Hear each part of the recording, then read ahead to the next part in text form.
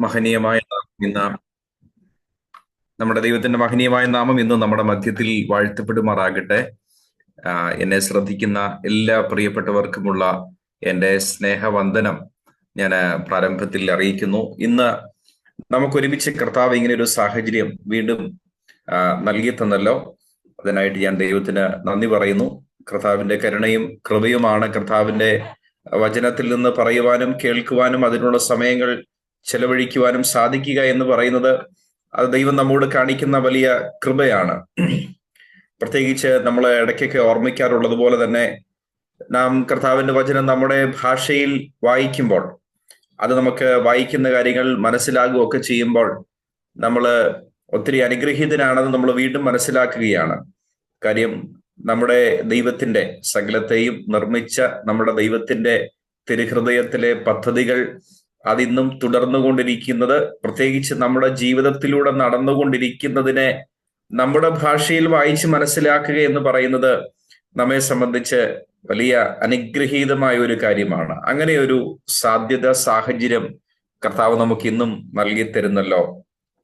അതിനായിട്ട് ഞാൻ ദൈവത്തിന് സ്തോത്രം ചെയ്യുന്നു, കർത്താവിനെ മഹത്വപ്പെടുത്തുന്നു. വിശുദ്ധനായ പത്രോസ്ലീഹ എഴുതിയ ഒന്നാമത്തെ ലേഖനത്തിന്റെ 2-ാമത്തെ അധ്യായത്തിന്റെ പ്രാരംഭ വാക്യങ്ങൾ പറയുന്നത് പോലെ കർത്താവ് നല്ലവനെന്ന് നിങ്ങൾ രുചിച്ചറിഞ്ഞിട്ടുണ്ടല്ലോ. ആകയാൽ ശുദ്ധമായ ആത്മീക പാൽ കുടിക്കുവാൻ നവജാത ശിശുക്കളെ പോലെ അതിയായി ആഗ്രഹിക്കുവീൻ എന്ന് പത്രോസ്ലീഹ പറയുന്നത് പോലെ നമുക്കൊക്കെ നമ്മുടെ ഹൃദയങ്ങൾ കർത്താവിന്റെ സന്നിധാനത്തിങ്കൽ സമർപ്പിതമായി ആ ശുദ്ധമായ തെളിവുള്ള മാലിന്യങ്ങളൊന്നുമില്ലാത്ത കർത്താവിന്റെ വചനം എന്ന ആ ആത്മീക പാൽ കുടിക്കാനായിട്ട് നമ്മുടെ ഹൃദയത്തിൽ നിന്നൊരു വ്യഗ്രതയോടെ, ഒരു ആഗ്രഹത്തോടെ, ഒരു ദാഹത്തോടെ നമുക്കായിരിക്കാം. നമുക്ക് ദൈവത്തോട് പ്രാർത്ഥിക്കാം. നമ്മൾ ഒരുമിച്ച് കർത്താവിന്റെ വചനം ധ്യാനിക്കുമ്പോൾ അത് ഇപ്പോൾ നമ്മൾ കേട്ടതുപോലെ തന്നെ അത് ശുദ്ധമുള്ളതായി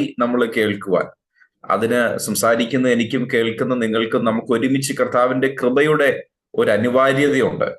ആ ശുദ്ധമായ ആത്മീക പാൽ നമ്മുടെ ഹൃദയത്തിലെത്തി നമ്മുടെ ജീവിതത്തെ സമൂലമായി പരിവർത്തനം ചെയ്യുന്നതിന് അതിനുവേണ്ടി നമ്മെ തന്നെ നമുക്ക് വിധേയരാക്കാം. ഞാൻ ഓർക്കുന്നു, കഴിഞ്ഞ 2 പ്രാവശ്യം നമുക്ക് ഒരുമിച്ചൊരു കൂട്ടായ്മ കർത്താവ് നൽകി തന്നപ്പോൾ ആദ്യത്തെ പ്രാവശ്യം നമ്മൾ ഒരുമിച്ച് ചിന്തിച്ചത് കർത്താവ് നമ്മളെ വീണ്ടെടുത്തതിനെ കുറിച്ചാണ്. നാം ഓരോരുത്തരും ദൈവത്തിന്റെ അവകാശമാണ്. ദൈവം നമുക്ക് അവകാശത്തെ ഒരുക്കി വെച്ചിരിക്കുന്നു. ഇൻഹെറിറ്റൻസിനെ കുറിച്ചൊക്കെ നമ്മൾ കണ്ടു. യേശുവിന്റെ രക്തത്താൽ അതിക്രമങ്ങളുടെ മോചനം എന്ന വീണ്ടെടുപ്പുണ്ട്, റിഡംഷൻ എന്നൊരു കാര്യത്തോട് ബന്ധപ്പെടുത്തി നമ്മൾ ചില കാര്യങ്ങൾ ചിന്തിച്ചു. അതിനുശേഷം എൻ്റെ ഓർമ്മയിലുണ്ട്, നമ്മൾ ഒരുമിച്ച് ചിന്തിച്ചത് നമ്മുടെ ഹൃദയദൃഷ്ടി പ്രകാശിക്കേണ്ടതിന്റെ അനിവാര്യതയെക്കുറിച്ചാണ് നമ്മൾ ഒരുമിച്ച് അല്പനേരം ധ്യാനിച്ചത്. ഞാൻ ഇന്ന് ഇങ്ങനൊരു സാഹചര്യം എൻ്റെ മുൻപിൽ വന്നപ്പോൾ, കർത്താവ് ഒരു സാഹചര്യം വന്നപ്പോൾ എന്താണ് പറയേണ്ടതെന്നുള്ള എൻ്റെ ഹൃദയത്തിലെ ചിന്തയും പ്രാർത്ഥനയിലും ഒക്കെ എൻ്റെ ഹൃദയത്തിൽ കർത്താവ് പ്രകാശിപ്പിച്ച ഒരു ഭാഗം പത്രോസ്ലീഹ എഴുതിയ 1-ാമത്തെ ലേഖനം തന്നെയാണ്. അതിന്റെ 1-ാം അധ്യായത്തിൽ നിന്നാണ്. അപ്പോൾ ആ ചിന്തിച്ചതിനോട് ചേർത്ത് അതും കൂടെ ഒന്ന് ഓർമ്മയിൽ നിൽക്കാനായിട്ട് പറഞ്ഞാൽ, യേശുക്രിസ്തുവിന്റെ രക്തത്താൽ ദൈവത്തിന് വേണ്ടി വീണ്ടെടുക്കപ്പെട്ട ആ കാര്യമാണ് നമ്മൾ ആദ്യമേ ചിന്തിച്ചത്. വീണ്ടെടുക്കപ്പെട്ട നമ്മുടെ ഹൃദയം പ്രകാശപൂരിതമായി തീരണം. അതാ 2-ാമത് നമ്മൾ ചിന്തിച്ചത്. ഇന്ന് നമ്മൾ അതിനോട് ചേർന്ന് അങ്ങനെ പ്രകാശപൂരിതമായ നമ്മുടെ ജീവിതം നമ്മുടെ ഈ ലോകത്തിലുള്ള വ്യത്യസ്തമായ സാഹചര്യങ്ങളുടെ നടുവിൽ എങ്ങനെയായിരിക്കണം എന്നുള്ളതാണ് ഇന്ന് നമ്മൾ അല്പസമയം ധ്യാനിക്കാനായിട്ട് പോകുന്നത്. അപ്പോൾ ഇന്ന് പ്രധാനമായി നമ്മൾ ചിന്തിക്കുന്ന കാര്യം ഇങ്ങനെയാണ്: നമ്മുടെ ജീവിതം ഈ ലോകത്തിൽ ദൈവത്തിന്റെ മക്കൾ എന്ന നിലയിൽ നമ്മൾ ജീവിക്കുമ്പോൾ നമ്മൾ അഭിമുഖീകരിക്കുന്ന വ്യത്യസ്ത തരത്തിലുള്ള പ്രത്യേകിച്ച് പ്രതിസന്ധികളുടെ മധ്യത്തിൽ എങ്ങനെയായിരിക്കണം നമ്മുടെ റെസ്പോൺസ്, എങ്ങനെ നമ്മൾ അതിനോട് റെസ്പോണ്ട് ചെയ്യേണ്ടത് എങ്ങനെയാണ് എന്നത് സംബന്ധിച്ച ചില കാര്യങ്ങൾ, അതിൽ 1-2 കാര്യങ്ങൾ ഞാനൊന്ന് എംഫസൈസ് ചെയ്ത് പറയാനായിട്ട് താല്പര്യപ്പെടുന്നു. കർത്താവിന്റെ ഹൃദയത്തിൽ 1-2 മേഖലകൾ ഒന്നല്പം പ്രാധാന്യത്തോടുകൂടി ഓർമ്മിപ്പിക്കുന്നത് കൊണ്ട് അത് ആ നിലകളിൽ നിങ്ങളോടൊന്ന് പങ്കുവയ്ക്കാനായിട്ട് താല്പര്യപ്പെടുന്നു. അത് വ്യക്തിപരമായി ഇതുവരെ കർത്താവിന്റെ വചനം വീണ്ടും പഠിക്കുവാൻ അതിനോട് ബന്ധപ്പെടുത്തി പഠിക്കാനായിട്ട് സാധിച്ചപ്പോൾ എന്നെയും അത് വീണ്ടും ഓർമ്മപ്പെടുത്തുന്നു. ഞാൻ ചിന്തിക്കുന്നു, വിശ്വസിക്കുന്നു, ഞാൻ പ്രാർത്ഥിക്കുന്നു. അത് നിങ്ങളോടും കർത്താവ് സംസാരിക്കട്ടെ. നമുക്കൊരുമിച്ച് വളരെ ശ്രദ്ധയോടെ കർത്താവിന്റെ വചനത്തിന്റെ മുൻപിലായിരിക്കാം. നമുക്ക് ഇന്നത്തെ ചിന്തയ്ക്ക് ആധാരമായിട്ട് 2-3 വാക്യങ്ങൾ നമുക്ക് ആദ്യമേ വായിക്കാം. പത്രോസ്ലീഹ എഴുതിയ ഒന്നാമത്തെ ലേഖനം, അതിന്റെ 1-ാം അധ്യായത്തിന്റെ 13, 14, 15, 16 ഈ 4 വാക്യങ്ങൾ നമുക്ക് പ്രാരംഭത്തിൽ വായിക്കാം. അത് ആർക്കെങ്കിലും ഒന്ന് വായിച്ച് സഹായിച്ചാൽ വളരെ ഉപകാരമാണ്. 13 മുതൽ 16 വരെയുള്ള വാക്യങ്ങൾ. ആകയാൽ നിങ്ങളുടെ മനസ്സ് ഉറപ്പിച്ച് നിർമ്മതരായി യേശുക്രിസ്തുവിന്റെ പ്രത്യക്ഷതയെങ്കിൽ നിങ്ങൾക്ക് വരുവാനുള്ള കൃപയിൽ പൂർണ്ണ പ്രത്യാശ വെച്ചുകൊള്ളുവിൻ. പണ്ട് നിങ്ങളുടെ അജ്ഞാനകാലത്തുണ്ടായിരുന്ന മോഹങ്ങളെ മാതൃകയാക്കാതെ നിങ്ങളെ വിളിച്ച വിശുദ്ധനൊത്തവണ്ണം അനുസരണമുള്ള മക്കളായി എല്ലാ നടപ്പിലും വിശുദ്ധരാകുവീൻ. ഞാൻ വിശുദ്ധനാകയാൽ നിങ്ങളും വിശുദ്ധരായിരിപ്പീൻ എന്ന് എഴുതിയിരിക്കുന്നുവല്ലോ. Thank you. അപ്പോ നമ്മൾ ഈ വാക്യം 4 വാക്യങ്ങൾ വായിക്കുമ്പോൾ ഈ വാക്യത്തെക്കുറിച്ച് 1-2 കാര്യങ്ങൾ സൂചിപ്പിച്ചിട്ട് നമ്മുടെ ഇതിന്റെ മറ്റുള്ള കാര്യങ്ങളിലേക്കൊക്കെ ഒന്ന് വരാം. ഈ 4 വാക്യങ്ങളിൽ പത്രോസ്ലീഹ ഇവിടെ നമ്മോട്, അല്ലെങ്കിൽ ഇത് വായിക്കുന്ന തന്റെ ശ്രോതാക്കളോട് ആ ഒരു വായനയിൽ നമുക്ക് മനസ്സിലാകുന്നത് 5 പ്രധാനപ്പെട്ട പ്രബോധനങ്ങൾ അതിൽ ഉൾക്കൊള്ളിച്ചിരിക്കുക. 5 പ്രബോധനങ്ങൾ. 1, നിങ്ങളുടെ മനസ്സ് ഉറപ്പിച്ച്, prepare your minds for action. 2, നിർമ്മതരായി, സോബർ മൈൻഡഡ്, മനസ്സുറപ്പിച്ച് നിർമ്മതരായി. 3, നിങ്ങൾക്കുള്ള പ്രത്യാശ നിങ്ങൾ എന്ത് ചെയ്യണം? ഹോൾഡ് ചെയ്യണം. ആ പ്രത്യാശ നിങ്ങൾ സൂക്ഷിച്ച്, ആ പ്രത്യാശ ഉറപ്പിച്ച്. 4-മത്തെ കാര്യം, നിങ്ങൾ അജ്ഞാനകാലത്തുണ്ടായിരുന്ന മോഹങ്ങളെ മാതൃകയാക്കരുത്. Do not conform to the evil desires. ദുഷ്ടമോഹങ്ങൾക്ക് നിങ്ങൾ അനുരൂപമാകരുത്. അടുത്തത് 5-മത്തെ, നിങ്ങൾ വിശുദ്ധരായിരിക്കണം, വിശുദ്ധിയുള്ളവരാകണം. 5 എക്സോട്ടേഷൻസ്, പ്രബോധനങ്ങൾ ഈ വാക്യത്തിലൂടെ നൽകി തരികയാണ്. എന്നാൽ അതിനെ ഒന്നും കൂടെ നമ്മൾ ആ വാക്യത്തിന്റെ ഘടനയൊന്ന് പരിശോധിക്കുമ്പോൾ പ്രധാനപ്പെട്ട 2 കൽപ്പനകളെ ഊന്നിയാണ് ഈ 5 പ്രബോധനങ്ങൾ നൽകി തന്നിട്ടുള്ളത്. അത് 1-മത്തെ കമാൻഡ്മെന്റ് എന്ന് നമുക്ക് പറയാൻ സാധിക്കുക 13-മത്തെ വാക്യമാണ്.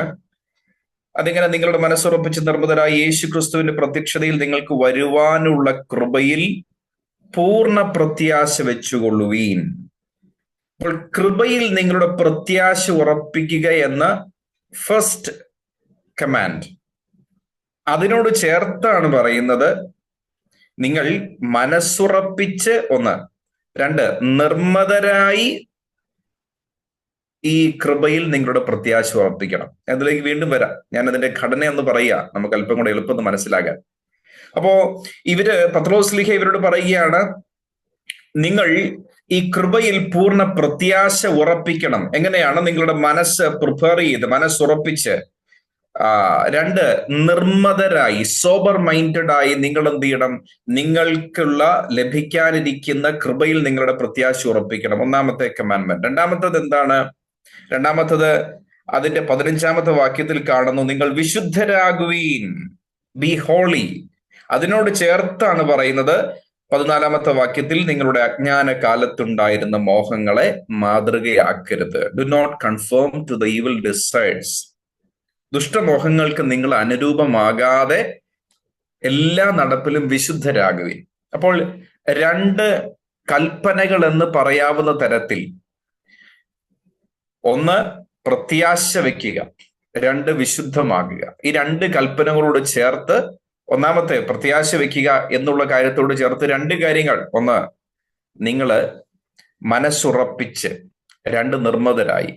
വിശുദ്ധമായിരിക്കുക എന്ന രണ്ടാമത്തെ കാര്യത്തോട് ചേർത്ത് ഈ ലോകത്തോട് അനുരൂപപ്പെടാതെ, ദുഷ്ടമോഹങ്ങൾക്ക് അനുരൂപപ്പെടാതെ നിങ്ങൾ വിശുദ്ധരായിരിക്കണം. അപ്പോൾ ഈ വാക്യത്തിൽ പൗലോസ്ലീഹ ഈ 5 പ്രബോധനങ്ങൾ, അല്ലെങ്കിൽ നമ്മൾ ഇപ്പോൾ പറഞ്ഞതുപോലെ 2 പ്രധാനപ്പെട്ട കാര്യങ്ങൾ ഈ വായനക്കാരോട് അല്ലെങ്കിൽ നമ്മളോട് പങ്കുവെക്കുകയാണ്. ഈ കാര്യങ്ങൾ നമ്മോട് പങ്കുവെക്കുമ്പോൾ, അല്ലെങ്കിൽ വായനക്കാരോട് പൗലോസ്ലീഹ പങ്കുവെക്കുമ്പോൾ, അതിൻ്റെതായ പശ്ചാത്തലത്തിൽ നിന്നുകൊണ്ടാണ് പൗലോസ്ലീഹ ഈ കാര്യം പറയുന്നത്. അപ്പോൾ അതുകൊണ്ട് നമ്മൾ ആ കാര്യങ്ങൾ കൂടെ ഒന്ന് ചിന്തിച്ച് ഈ 13, 14, 15, 16 വാക്യത്തിലേക്ക്, അതിന്റെ വിശദീകരണത്തിലേക്ക് വരാനാണ് ഞാൻ താല്പര്യപ്പെടുന്നത്. അതെല്ലാ ഭാഗവും നമുക്ക് ചിന്തിക്കുവാൻ സാധിക്കുമെന്ന് അറിയില്ലെങ്കിൽ ഏറ്റവും കുറഞ്ഞ പക്ഷം അതിന്റെ 13ാമത്തെ വാക്യം ഒന്ന് ശ്രദ്ധിക്കണം, അല്പം പ്രാധാന്യത്തോടുകൂടെ ശ്രദ്ധിക്കണമെന്നാണ് ഞാൻ താല്പര്യപ്പെടുന്നത്. ഓക്കെ, അപ്പൊ അങ്ങനെയാകുമ്പോ ഈ ലേഖനം എഴുതിയ ഇത് എഴുതുന്നത് പത്രോസ്ലീഹയാണെന്ന് ഓർക്കണം. പത്രോസ്ലീഹയാണ് പറയുന്നത്, നിങ്ങൾ മനസ്സുറപ്പിച്ച് എന്ത് ചെയ്യണം, നിങ്ങൾ കൺട്രോൾഡായി നിങ്ങൾ നിൽക്കണം, നിങ്ങൾക്ക് വരുവാനുള്ള കാര്യത്തിലായിരിക്കണം നിങ്ങളുടെ പ്രത്യാശ എന്നൊക്കെ എഴുതുന്ന വ്യക്തി പത്രോസ്ലീഹയാണ്.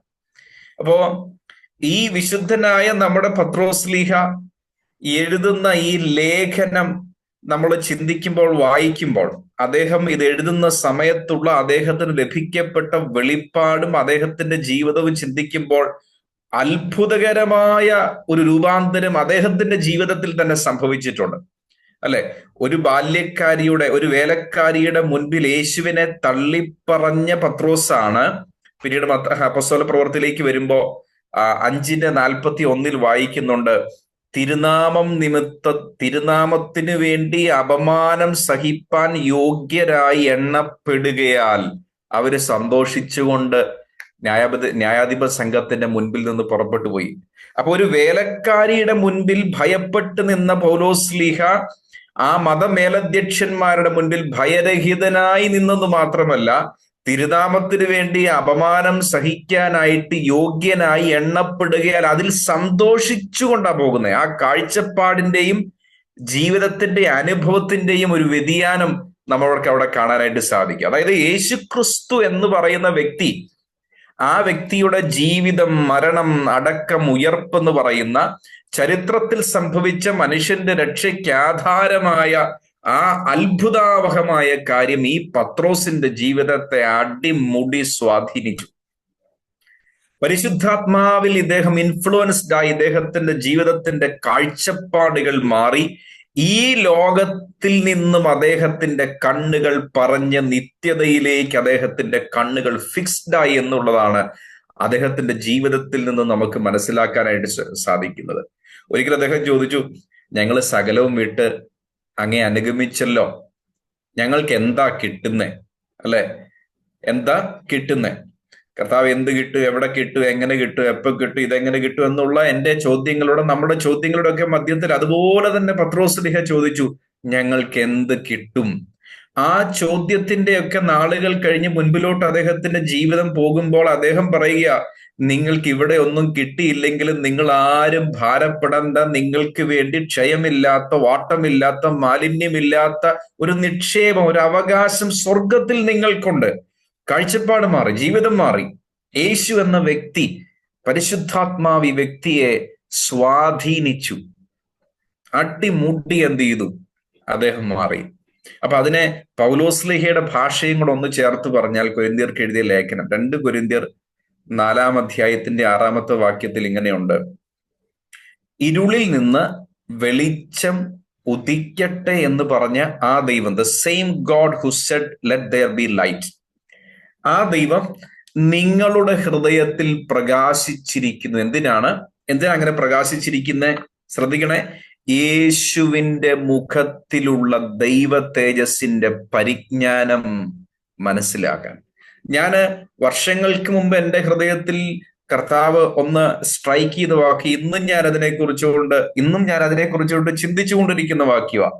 യേശുക്രിസ്തുവിന്റെ മുഖത്തിലുള്ള ദൈവ തേജസ്സിന്റെ പരിജ്ഞാനം വിളങ്ങിക്കേണ്ടതിന് നിങ്ങളുടെ ഹൃദയത്തിൽ ദൈവം പ്രകാശിച്ചിരിക്കുന്നു. അപ്പോൾ ഈ ദൈവത്തിന്റെ ലൈറ്റ്, ഈ പ്രകാശം, ഈ ഇല്യൂമിനേഷൻ, ഈ എൻലൈറ്റ്മെന്റ് പത്രോസ് ലേഹിയുടെ ജീവിതത്തിൽ ലഭിച്ചു. അദ്ദേഹത്തിന്റെ കാഴ്ചപ്പാടിന് എന്ത് ചെയ്തു? വ്യതിയാനം സംഭവിച്ചു.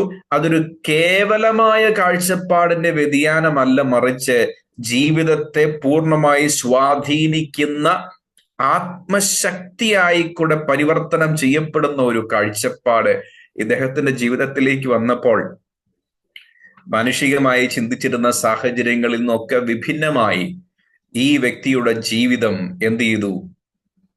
ഈ വ്യക്തിയുടെ ജീവിതത്തിനൊരു പരിവർത്തനം സംഭവിച്ചു. കഴിഞ്ഞ പ്രാവശ്യം നമ്മൾ ഒരുമിച്ച് ചിന്തിച്ചത് പത്രോസ് ലീഹയുടെ ഈ ഒരു ഭാഗമായിരുന്നു അല്ലെ. അദ്ദേഹം കർത്താവിനെ തടുക്കുന്നത്, കർത്താവെ അങ്ങേക്ക് ഇങ്ങനെ സംഭവിക്കരുത്. അദ്ദേഹത്തിന്റെ ആ പ്രീ പെന്റക്കോസ്റ്റൽ ടൈമിൽ ഉള്ള അദ്ദേഹത്തിന്റെ അനുഭവമാണ്. ഒരു നെഗറ്റീവ് ആയ രീതിയിൽ നമ്മൾ അതിനെ ചിന്തിച്ചത്. പക്ഷെ ഇന്ന് നോക്കൂ, ഈ ലേഖനത്തിലേക്ക് വന്നു കഴിയുമ്പോൾ അദ്ദേഹം നമുക്ക് മുന്നേ നടന്നുപോയ ദൈവത്തിന്റെ ഭക്തൻ, അദ്ദേഹത്തിന്റെ ജീവിതം എവിടെ നിന്ന് എങ്ങോട്ടും മാറി എന്നുള്ളത് കണ്ട് ആ വ്യക്തിയാണ് ഈ ലേഖനം എഴുതുന്നത്. അപ്പൊ ഈ ലേഖനം എഴുതുമ്പോ നാം എന്ന് വായിക്കുമ്പോൾ, നമ്മളൊക്കെ വായിക്കുമ്പോൾ, ഈ ലേഖനം നമ്മൾ വായിക്കുമ്പോൾ വളരെ കൂളായി നമ്മളിരുന്ന് വായിക്കുന്നു. ഒരുപക്ഷെ AC-ക്കകത്തിരുന്ന് വായിക്കുന്നു, എയർ കണ്ടീഷൻഡ് ആയിട്ടുള്ള റൂമിനകത്ത് നന്നായിട്ട് ഭക്ഷണമൊക്കെ കഴിച്ച്, അല്ലെങ്കിൽ വലിയ കുഴപ്പമൊന്നുമില്ലാതെ, തെറ്റൊന്നുമില്ലാതെ, അത്ര വലിയ പ്രശ്നങ്ങളൊന്നുമില്ലാതെ നമുക്ക് ഒരുപക്ഷെ വ്യത്യസ്ത പ്രയാസങ്ങളൊക്കെ ഉണ്ടായിരിക്കുമെങ്കിലും നമ്മൾ വരെ കാം ആൻഡ് ക്വയറ്റ് ആയിട്ടൊക്കെ നമ്മൾ ഇവിടുന്ന് വായിക്കുമ്പോൾ നമ്മൾ മനസ്സിലാക്കണം, ഈ ലേഖനം എഴുതിയ അന്നത്തെ ശ്രോതാക്കള്, ഓഡിയൻസ് വായിച്ചത് ഇന്ന് ഞാനിരുന്ന് നിങ്ങളോട് പറയുന്നത് പോലെയും വായിക്കുന്നത് പോലെ അല്ല. പ്രതിസന്ധിയുടെ തീച്ചുളയിൽ കൂടെ കടന്നുപോയ ഒരു സമൂഹത്തിനാണ് ഈ ലേഖനം എഴുതുന്നത്. നോക്കൂ, അതിന്റെ 1-ാമത്തെ വാക്യത്തിൽ കാണാം, അപ്പോസ്തലനായ പത്രോസ് പൊന്തോസിലും ഗലാത്തിയിലും കപ്പദോക്കിയിലും ആസിയിലും ബിദുനയിലും ചിതറിപ്പാർക്കുന്ന സ്കാറ്റേഡായ പരദേശികളും, കണ്ടോ, എക്സൈൽ, അതായത് അന്നത്തെ റോമൻ പ്രവിശ്യകളായ ഈ സ്ഥലങ്ങൾ, ഇന്നത്തെ തുർക്കിയുടെ ഭാഗങ്ങൾ, അവിടെ ഈ സമൂഹം ചിതറിപ്പാർക്കുന്നു എന്നത് മാത്രമല്ല,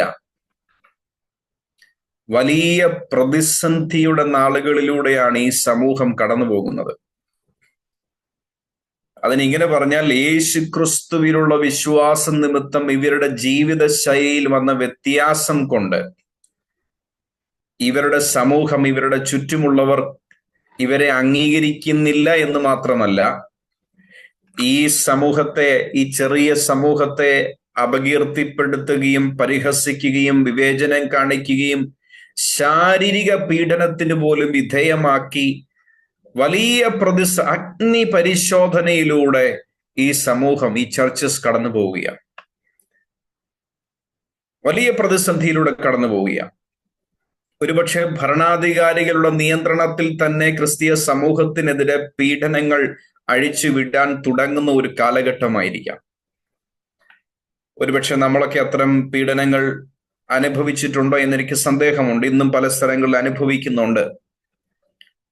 അപ്പോൾ അത്രമാത്രം ദുരിതപൂർണമായ, ക്ലേശകരമായ, ഭയാനകരമായ അഗ്നി പരിശോധനയുടെ സാഹചര്യങ്ങളിലൂടെയാണ് ഈ ജനം കടന്നു പോകുന്നത്. അങ്ങനെ കടന്നു പോകുന്ന ജനത്തോട് ജീവിതം യേശുക്രിസ്തുവിനാൽ, പരിശുദ്ധാത്മാവിനാൽ പരിവർത്തനം സംഭവിച്ച ഒരു വ്യക്തിക്ക് പറയാനുള്ള കാര്യങ്ങളാണ് ഇതിൽ എഴുതി വെച്ചിരിക്കുന്നത്. എന്നൂടെ പറഞ്ഞാൽ,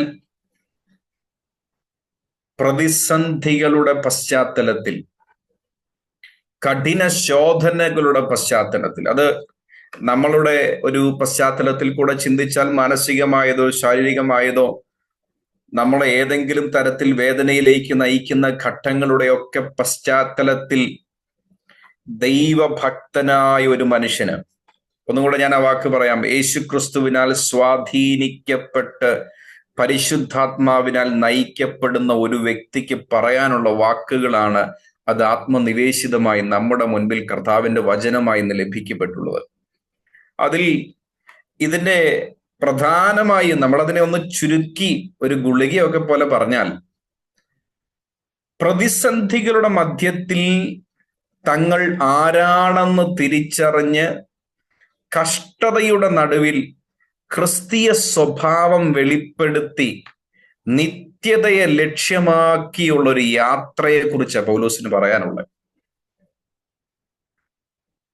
ഈ വചനം നമ്മളൊന്ന് വായിച്ചു നോക്കിയാൽ, പത്രോസ്ലീഹയുടെ ലേഖനം വായിച്ചു നോക്കിയാൽ, നിങ്ങൾ ശ്രദ്ധിക്കണേ, പ്രതിസന്ധികളുടെ മധ്യത്തിലുള്ള, അത് ഏത് തരത്തിലും ആയിക്കൊള്ളട്ടെ, അന്നത്തെ ഒരു സാഹചര്യം ആയിരിക്കില്ലേ ഇന്ന് നമുക്ക്. നമ്മൾ ഇന്ന് പലതരത്തിലുള്ള പ്രയാസങ്ങളൊക്കെ അനുഭവിക്കുന്നുള്ളവരാണ്, അകത്തും പുറത്തും, ശാരീരികമായും മാനസികമായും, പ്രതീക്ഷിക്കുന്ന സ്ഥലത്തു നിന്നും പ്രതീക്ഷിക്കാത്ത സ്ഥലത്തു നിന്നും എല്ലാ തരത്തിലും നമ്മളും അനുഭവിക്കുന്നവരാണ്. ആ പ്രതിസന്ധികളിൽ കൂടെ കടന്നു പോകുന്ന ജനത്തോടാണ് ഈ പത്രോസ്ലീഹ ഈ കാര്യം എഴുതി വെച്ചിരിക്കുന്നത്. ഞാനത് പറഞ്ഞു. അവിടെ അദ്ദേഹം പറയുന്നതിന്റെ ഏറ്റവും സംക്ഷിപ്തം എന്ന് പറയുന്നത്, അതിനെ നമുക്ക് ഇങ്ങനെ പറയാം: ഈ പ്രതിസന്ധികളുടെ നടുവിൽ നടക്കുമ്പോൾ ഈ നടക്കുന്നവർ ആരാണെന്നുള്ള തിരിച്ചറിയുകയാണ്. അവരോട് പറയാം, നിങ്ങളിത് തിരിച്ചറിഞ്ഞ് നിങ്ങൾ ആ കഷ്ടതകളിൽ കർത്താവിന്റെ സ്വഭാവം വെളിപ്പെടുത്തി നിത്യതയെ ലക്ഷ്യമാക്കി വേണം നിങ്ങൾ ജീവിക്കാൻ. എൻ്റെ ഒരു വായനയിൽ എനിക്ക് മനസ്സിലാകുന്ന കാര്യം അതാ, ഏറ്റവും ചുരുക്കമായി പറഞ്ഞു. ഇനി ഞാനൊരു കാര്യം, ഞാൻ ഇടയ്ക്കിടയ്ക്ക് ഈ ഭാഗങ്ങളൊക്കെ വായിക്കുമ്പോൾ എൻ്റെ ചിന്തയിൽ പെട്ടെന്നൊരു കമ്പാരിസൺ വരും. നമ്മളൊന്ന് ചിന്തിക്കുക, നമ്മുടെ മുൻപിൽ പ്രതിസന്ധിയിലൂടെ, പ്രയാസത്തിലൂടെ കടന്നു പോകുന്ന ഒരു സഹോദരനുണ്ടെന്ന് വിചാരിക്കുക, അല്ലൊരു സഹോദരി, ഒരു കുടുംബം ഉണ്ടെന്ന് വിചാരിക്കുക. നമ്മൾ അവരോട് എങ്ങനെയായിരിക്കും എൻകറേജ് ചെയ്യുക? സഹോദര, പേടിക്കേണ്ട, ഈ പ്രശ്നങ്ങളൊക്കെ മാറും, കർത്താവ് അതിന് എത്രയും പെട്ടെന്ന് പരിഹാരം വരുത്തും, നമുക്ക് എന്ത് ചെയ്യാം? പ്രാർത്ഥിക്കാം. ഞാൻ അങ്ങനെ പറയാൻ സാധ്യത അല്ലെ? ഞാൻ അങ്ങനെ പറയാൻ സാധ്യത. ഒന്നും പേടിക്കേണ്ട സഹോദര, നമ്മളല്ല പ്രാർത്ഥിക്കാം, കർത്താവ് സഹായിക്കും, കർത്താവ് വിടുവിക്കും. നമ്മളിങ്ങനെ ആ പ്രശ്നത്തിന്റെ പരിഹാരത്തെ മുൻപിൽ കാണിച്ചുകൊണ്ടാണ് നമ്മൾ ആശ്വസിപ്പിക്കാനായിട്ട് ശ്രമിക്കുക. ഞാൻ എൻ്റെ ഒരു ചിന്തയെ പറഞ്ഞേ, നമ്മളൊക്കെ വ്യത്യസ്തമായിട്ട് അതിൽ കാഴ്ചപ്പാടുള്ളവരായിരിക്കാം. എന്നാൽ ഒരു കാര്യം യാഥാർത്ഥ്യമായിട്ട് പറയാം, ഇന്നത്തെ പൊതു പ്രസംഗ സമൂഹത്തിൽ മജോറിറ്റി പറയുന്നതും ഞാനിപ്പോൾ പറയുന്ന പോലെ ആയിരിക്കാം. അതിന് വേണേ ഞാൻ ചില വേർഡിങ്സ് ഞാൻ പറയാം. നിങ്ങളുടെ ശൂന്യതകളെ മാറ്റുന്ന ദൈവം, നഷ്ടപ്പെട്ടത് തിരികെ തരുന്ന ദൈവം, നിന്റെ തടസ്സങ്ങളെ മാറ്റുന്ന ദൈവം, നിന്നെ ഉയർത്താൻ സമയമായി, ദൈവം നിനക്കൊരു വാതിൽ തുറക്കാൻ പോകുന്നു, നിന്റെ ജീവിതം അനുഗ്രഹിക്കപ്പെടാൻ പോകുന്നു, ദൈവത്തിന്റെ പ്രവർത്തികൾ വെളിപ്പെടാൻ സമയമായി, ചില വാഗ്ദത്തങ്ങളുടെ സമയം അടുത്തിരിക്കുന്നു, തടസ്സങ്ങൾ വഴിമാറുന്നു. ഞാൻ ഇത്രയും പറയാൻ കാര്യം എന്നറിയാമോ? ഞാൻ ചുമ്മാ ഇന്ന് ഈ കാര്യം ഒന്ന് ചിന്തിച്ചപ്പോൾ ഞാൻ വളരെ ക്യൂരിയസ് ആയിട്ട് ഒന്ന് യൂട്യൂബിൽ ഒന്ന് ഒബ്സർവ് ചെയ്തു. ഇന്ന് ധാരാളം ആൾക്കാരൊക്കെ കാണുന്ന ചില പ്രീച്ചേഴ്സിന്റെ ഒരു ചാനൽ ഒബ്സർവ് ചെയ്തപ്പോൾ അതിന്റെ തംബ്നെയിൽ ഹെഡിങ്സ് ഞാൻ വായിച്ചത്. അപ്പൊ ഇത് സ്വാഭാവികമായും മനുഷ്യന്റെ ചിന്തയിൽ വരുന്ന കാര്യമാണ്. അയ്യോ, ഇത്തരം പ്രയാസത്തിലിരിക്കുന്ന വ്യക്തിയുടെ അടുത്ത് നിത്യതയിലേക്ക് നോക്കാൻ പറഞ്ഞാൽ എങ്ങനെ അത് ലോജിക്കലി പോസിബിൾ ആകും? അല്ലെ? സാമാന്യ യുക്തി കൊണ്ട് നമ്മൾ ചിന്തിച്ചു കഴിഞ്ഞാൽ, ഈ പത്രോസിന്റെ അനുഭവം തന്നെ നമ്മൾ കഴിഞ്ഞ പ്രാവശ്യം ചിന്തിച്ചു. കർത്താവ് പറഞ്ഞു, മനുഷ്യപുത്രൻ അവിടെ പോയി കഷ്ടത അനുഭവിക്കണം എന്ന് പറഞ്ഞപ്പോൾ ഈ വ്യക്തി തന്നെ പിടിച്ച് കർത്താവെ ഇങ്ങ് മാറ്റി വന്നേ. ഒരു കാര്യം പറയട്ടെ, അങ്ങനെ സംഭവിക്കരുത്. അതിന്റെ മറ്റൊരു പതിപ്പ് എന്റെ മുൻപിൽ ഒരാൾ വന്നു കഴിയുമ്പോ, സഹോദര, ഇങ്ങനൊരു പ്രശ്നത്തിലൂടെ ഞാൻ കടന്നു പോകുന്നത്. അപ്പൊ ഞാൻ പറയാം, സഹോദര ഒന്നും പേടിക്കണ്ട, കർത്താവ് അതിനകത്തൊക്കെ ഒരു പരിഹാരം കൊണ്ടുവരും, ദൈവം അതിനകത്തൊരു വിടുതലിനെ കൽപ്പിക്കും, നമുക്ക് പ്രാർത്ഥിക്കാം. അത് അല്പം കൂടെ ഒന്ന് ഒരു താളവും ലയവും ഒരു അന്തരീക്ഷമൊക്കെ വരുത്തി അല്പം ഒരു മോട്ടിവേഷനൊക്കെ കൊണ്ടുവരണമെന്നുണ്ടെങ്കിൽ ഞാൻ മുമ്പേ പറഞ്ഞ ചില വാക്കുകളൊക്കെ, ചില വിടുതലുകൾ, ചിലത് ഇപ്പോൾ ചിലർക്ക് സംഭവിക്കാൻ പോകുന്നു. ഒരു ദൈവദാസൻ ഞാൻ പറഞ്ഞത് കേട്ടതുപോലെ 21 ദിവസത്തെ ഉപവാസത്തിന്റെ ആദ്യ ദിനം മുതൽ അവസാനം വരെ ഇന്ന് ചിലത് സംഭവിക്കാൻ പോകുന്നു. പ്രിയമുള്ളവരെ, കർത്താവിന് ഇതിൽ വിടുവിക്കുക അസാധ്യമാണെന്നല്ല ഞാൻ പറഞ്ഞു വെക്കുന്നത്. ഒരു പ്രതിസന്ധിയുടെ മധ്യത്തിൽ അതിന് പരിഹാരം ദൈവത്തിന് നൽകിത്തരാൻ സാധിക്കും. ദൈവം അത്ഭുതങ്ങളുടെ ദൈവമാണെന്ന് അടിയുറച്ച് വിശ്വസിക്കുകയും അനുഭവിക്കുകയും ചെയ്യുന്നവരാണ് നമ്മളെല്ലാവരും. പക്ഷേ പലപ്പോഴും നമ്മളൊരു വിഷയത്തെ കാണുന്നത് പോലല്ല ദൈവഭക്തന്മാർ കണ്ടിട്ടുള്ളത്, ദൈവവചനത്തിൽ നമുക്ക് എഴുതി നൽകി തന്നിട്ടുള്ളത്. അപ്പോൾ നമ്മൾ ഇന്ന് സൂക്ഷ്മതയോടെ നിരീക്ഷിക്കേണ്ടുന്ന ഒരു കാര്യമുണ്ട്. നമ്മുടെ മുൻപിലും ഇത്തരം പ്രയാസ പ്രതിസന്ധികളുടെ സാഹചര്യങ്ങൾ വരുമ്പോൾ, അപ്രതീക്ഷിതമായ സംഭവങ്ങൾ വരുമ്പോൾ, കർത്താവിനെ പ്രതി ഒക്കെ നമ്മുടെ ജീവിതത്തിൽ പലപ്പോഴും നമ്മുടെയൊക്കെ ലൈഫിൽ കർത്താവിനെ പ്രതി നിൽക്കുമ്പോഴാണല്ലോ നിന്ദയും പരിഹാസങ്ങളും ഒറ്റപ്പെടുത്തലും നമ്മളെ ആരും അറിയത്തില്ലാത്ത പ്രയാസങ്ങളൊക്കെ നമ്മുടെ മേൽ അടിച്ചേൽപ്പിക്കുന്ന ഒക്കെ കാര്യങ്ങൾ സംഭവിക്കുക. ഇനി അതല്ല, അല്ലാത്ത ജീവിതത്തിൽ സംഭവിക്കുന്ന ശാരീരിക യാതനകൾ മുതൽ മാനസിക വേദനകൾ മുതൽ ഏത് കാര്യമാണെങ്കിലും ഒരു ദൈവത്തിന്റെ മകൻ എന്ന നിലയിൽ അതിനോട് എങ്ങനെ റെസ്പോണ്ട് ചെയ്യണം, അത് ഇതിനെ അടിസ്ഥാനപ്പെടുത്തി നമ്മൾ അല്പനേരം ഒന്ന് ചിന്തിക്കാം. എങ്ങനെ നമ്മൾ റെസ്പോണ്ട് ചെയ്യണം? അപ്പൊ ഇവിടെ ഞാൻ പറഞ്ഞല്ലോ, ഈ ദൈവഭക്തൻ വലിയ പ്രതിസന്ധിയിലൂടെ കടന്നു പോകുന്ന ജനത്തോടെ സംസാരിക്കുന്നത്. അവിടെ താത്വികമായി കുറെ കാര്യങ്ങളൊന്നും പറഞ്ഞിട്ട് കാര്യമില്ല, ഇല്ലേ? ചില സ്ഥലത്ത് ചില പ്രതിസന്ധികളിലൂടെ കടന്നു പോകുന്ന വ്യക്തികളുടെ അടുക്കൽ പോയി ഒരക്ഷരം മിണ്ടാൻ നമുക്ക് സാധിക്കാത്ത അവസ്ഥയിൽ ഇരിക്കാം, അല്ലെ? എന്താ പറയാൻ സാധിക്കുക? പക്ഷെ ഈ ദൈവഭക്തൻ അതുകൊണ്ട് പരിശുദ്ധാത്മ നിറവിൽ ഉപയോഗിക്കുന്ന വാക്കുകൾ വളരെ പ്രസക്തമാണ്. അതുകൊണ്ടാണ് ഇന്നും നമുക്കത് വാലിഡ് ആയിട്ടുള്ളത്, കർത്താവിന്റെ വചനമായി നമ്മുടെ മുൻപിലുള്ളത്. അതിൽ ഞാൻ ചില കാര്യങ്ങളൊന്ന് സൂചിപ്പിച്ച് മുൻപോട്ട് പോകാം. എന്റെ പ്രധാനപ്പെട്ട കാര്യത്തിലേക്ക് വരണം. ആ 1-ാം അധ്യായത്തിന്റെ 1 മുതൽ 12 വരെ ആദ്യത്തെ ഗ്രീറ്റിംഗ്സിന്റെ ഭാഗം കഴിഞ്ഞ്, പ്രത്യേകിച്ച് ആ 1-ാം വാക്യത്തിൽ പറയുന്ന ചില കാര്യങ്ങളും 3 മുതൽ 12 വരെ പറയുന്ന ചില കാര്യങ്ങളും നമ്മളൊന്ന് ശ്രദ്ധിച്ചാൽ, അവിടെ പത്രോസ്ലീഹ ഈ പ്രയാസത്തിൽ പോകുന്നവരോട്, വലിയ പ്രതിസന്ധിയിൽ പോകുന്നവരോട് പറയുക, അതെ, നിങ്ങൾക്കുള്ള പ്രിവിലേജസ് അല്ലെങ്കിൽ നിങ്ങൾ ആരാണെന്ന് നിങ്ങൾ മനസ്സിലാക്കണം. അതിനൊന്ന് സംക്ഷിപ്തപ്പെടുത്തി ഞാനൊന്ന് പറയാം. പത്രോസ്ലീഹയോട് പറയാ, പ്രിയ സഹോദരങ്ങളെ, നിങ്ങൾ ആരാണ്, എന്താണ്, എങ്ങനെയാണ് ഇങ്ങനെ ആയത്, എന്താ നിങ്ങളുടെ പ്രത്യേകത, ഇത് നിങ്ങൾ തിരിച്ചറിയണം. നിങ്ങളിത് തിരിച്ചറിയണം. അതാ പത്രോസ്ലീഹയ്ക്ക് ആദ്യം പറയാനുള്ളത്. നോക്കി, ഞാൻ ചില കാര്യങ്ങളൊന്ന് സൂചിപ്പിക്കാം. ഒന്ന്, പത്രോസ്ലീഹ പറഞ്ഞു തുടങ്ങുന്നതിലെ ഒരു വാക്ക്, നിങ്ങൾ പരദേശികളാണെന്നൊരു വാക്കുണ്ട്. നിങ്ങൾ പരദേശികളാണ്. മറ്റൊരു വാക്ക്, ഞാൻ ആ 1-ാമത്തെ വാക്യത്തിലെ 1-2 കാര്യങ്ങളൊന്ന് സൂചിപ്പിച്ചു പോകാം. നോക്കി, 1-ാമത്തെ വാക്യത്തിൽ ആ വ്യക്തികളെ കുറിച്ച്, പ്രതിസന്ധികളിലൂടെ കടന്നു പോകുന്ന വ്യക്തികളെ കുറിച്ച് പറയുക, നിങ്ങള് ദൈവത്തിന്റെ മുന്നറിവിനനുസൃതമായി തെരഞ്ഞെടുക്കപ്പെട്ടവരാണ്. അതായത് ഈ പ്രയാസത്തിലൂടെ കടന്നു പോകുന്ന സഹോദരങ്ങളോട് പത്രോസ്ലീഹ പറയുന്നു, പ്രിയ സഹോദരങ്ങളെ, നിങ്ങള് അത്ര സാധാരണക്കാരല്ല. നിങ്ങൾ അസാധാരണമായ അനുഭവത്തിലുള്ളവരായതുകൊണ്ടാണ് നിങ്ങൾ ഈ പ്രയാസത്തിലൂടെ കടന്നു പോകുന്നത്. എന്താ നിങ്ങളുടെ അസാധാരണത്വം? അതിലൊരു കാര്യം പറയുക, ദൈവത്തിന്റെ മുന്നറിവിനനുസരിച്ച് നിങ്ങൾ തെരഞ്ഞെടുക്കപ്പെട്ടവരാണ്. You are chosen. പൗലോസിന്റെ ഭാഷയോടെ ചേർത്ത് നമ്മൾ പഠിച്ചാൽ എപ്പോഴാണ്? ഉലക സ്ഥാപനത്തിന് മുൻപ്. ഞാൻ ആ വാക്യം ഓർക്കുമ്പോൾ എപ്പോഴും എന്റെ മനസ്സിൽ വരും, ഉലക സ്ഥാപനത്തിന്റെ മുൻപ്. എപ്പോഴത്? ഞാൻ ഉരുവാകുന്നതിന്റെ, എൻ്റെ അമ്മയും അപ്പയും ഉരുവാകുന്നതിന്, മനുഷ്യകുലം ഉരുവാകുന്നതിന് മുൻപ്, ഉലകത്തിന് അടിസ്ഥാനം ഇടുന്നതിന് മുൻപ് തന്നെ ദൈവത്തിന്റെ ഹൃദയത്തിൽ എന്നെക്കുറിച്ച് ഒരു ചിന്ത, എന്നെ കണ്ട് എന്നെ തിരഞ്ഞെടുത്തതാണെങ്കിൽ അതെന്തൊരു വലിയ പ്രിവിലേജാ.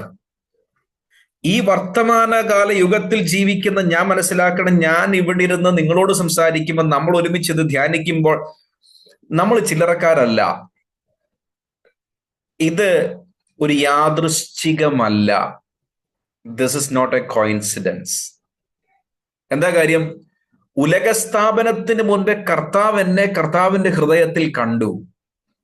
അപ്പൊ അതിനോട് ചേർത്ത് ഒരു ചിന്തയോടെ ഞാൻ പറയാം, അങ്ങനെയാണെങ്കിൽ ഞാൻ കർത്താവിന് യാദൃശ്ചികമല്ലെങ്കിൽ എൻ്റെ എല്ലാ സാഹചര്യങ്ങളും കർത്താവിന് യാദൃശ്ചികമല്ല.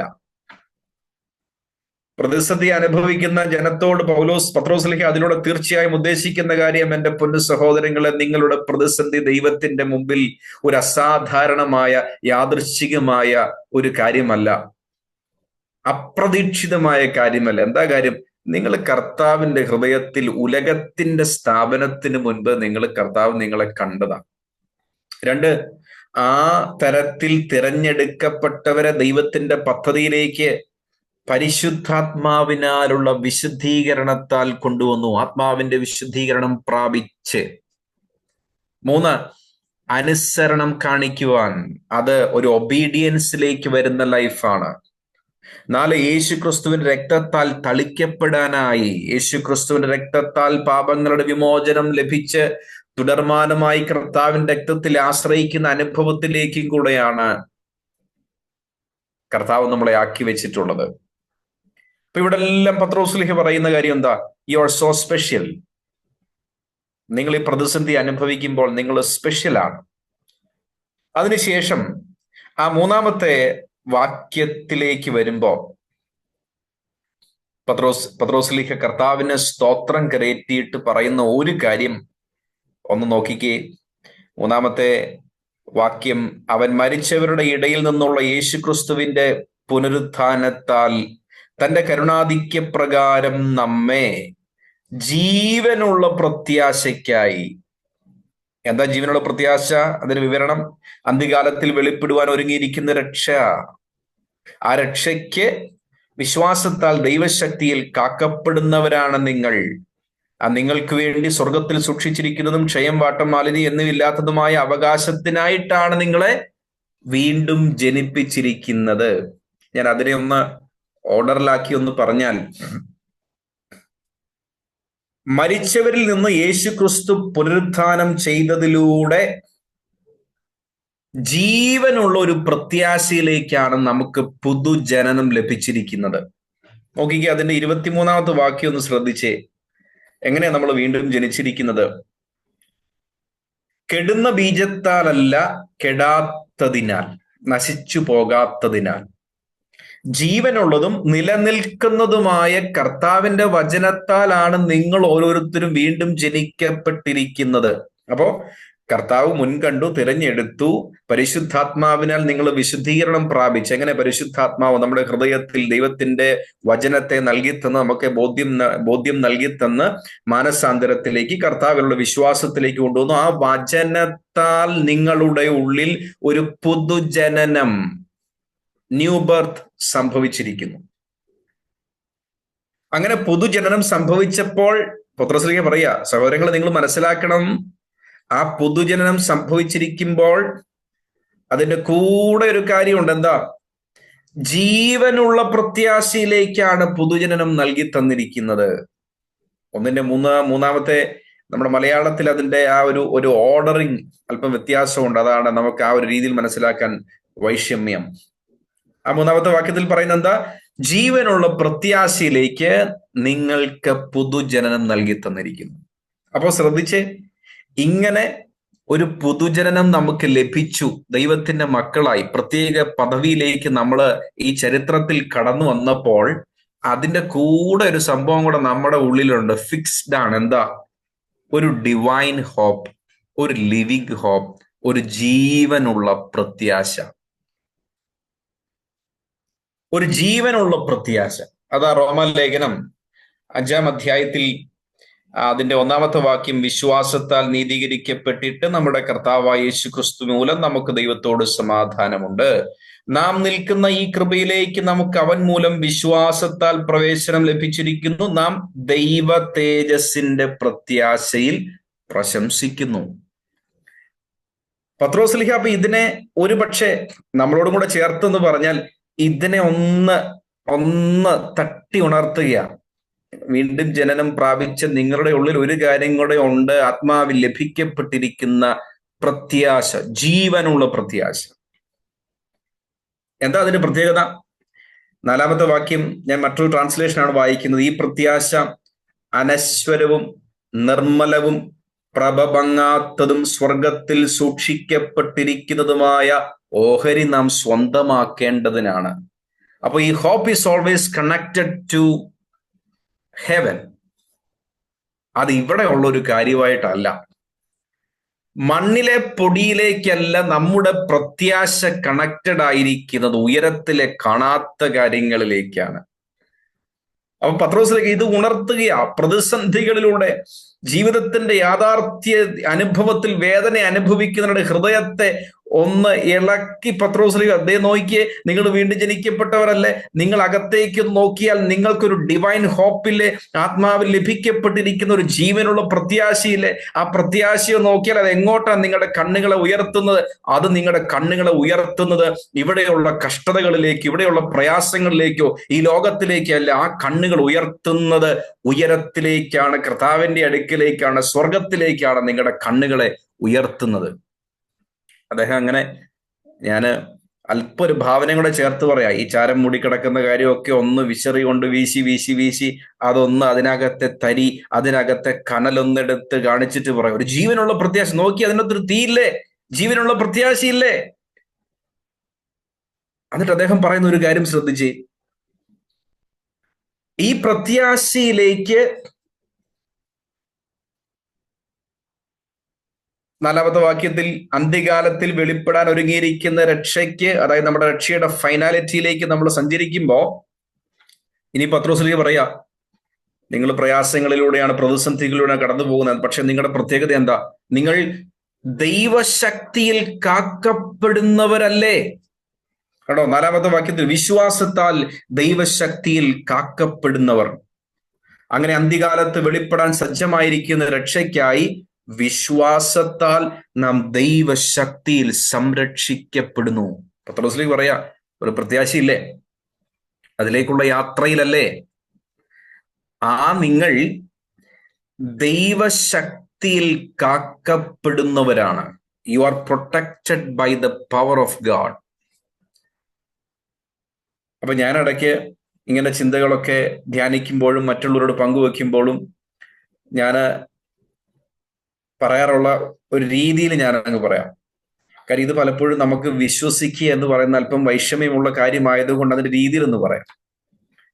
ഒന്ന് ചിന്തിച്ചു നോക്കി, കർത്താവിന്റെ ശക്തിയിൽ നമ്മൾ കാക്കപ്പെടുകയാണെന്ന് ചിന്തിച്ചു നോക്കി. അസ്യൂം. അങ്ങനെയാണെങ്കിൽ ദൈവത്തിന്റെ പെർമിഷൻ കൂടാതെ ഏത് ശക്തിക്കാണ് ഈ ശക്തിയെ ബ്രേക്ക് ചെയ്യാൻ സാധിക്കുക? നമ്മളൊന്ന് അസ്യൂം ചെയ്താൽ അല്ലെ, ഏത് ശക്തിക്കാ ബ്രേക്ക് ചെയ്യാൻ സാധിക്കുക? ഇനി അതിനെ അല്പം കൂടെ റിയലിസ്റ്റിക് ആയി ഒന്ന് ചിന്തിച്ച്, കർത്താവിന്റെ വചനം എന്താ പറയുന്നേ? കർത്താവിന്റെ വചനം പറയുന്നത് you are protected by the power of God. അങ്ങനെയാണെങ്കിൽ സത്യം എന്താണ്?